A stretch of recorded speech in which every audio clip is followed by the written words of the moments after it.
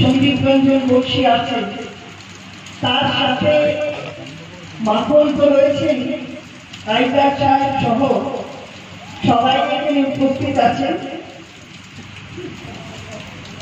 এই দুর্গা পুজোকে কেন্দ্র করে একটা বড় টিম আমি দেখতে পাচ্ছি, সেটা ছেলেরাও আছেন, মেয়েরা, এবং কাঁধে হাত মিলিয়ে মেয়েরা হাত সকলের সাথে একসাথে করে এই পুজোয় সামিল হয়েছে।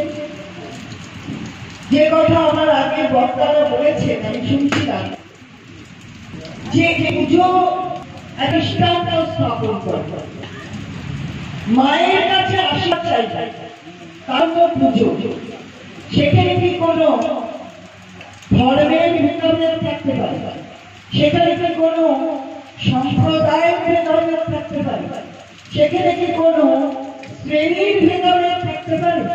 মায়ের কাছে সমস্ত সন্তান সমান, মা সবাইকে আশীর্বাদ করুন, এটাই তো প্রার্থনা করবো।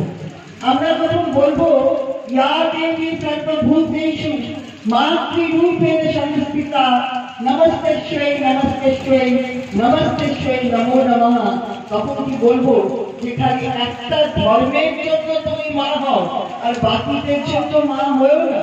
এটা তো হয় না। মায়ের কোনো জাত হয় না, মায়ের ধর্ম হয় না, মায়ের কোনো সম্প্রদায় অথবা শ্রেণী হয় না। তাই দুর্গা পুজোয় বেনিয়াপুর নিশ্চিত ভাবে একটা নিদর্শন তৈরি করে। ঠিক যেমন অন্যান্য ইসলাম ধর্মাবলম্বী উৎসবে মানুষ যারা যোগদান করেন, তাদের সাথেও আমরা সবাই আসি, যোগদান করি।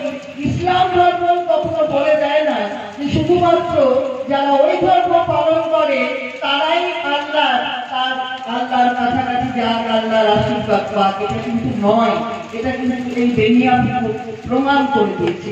তাই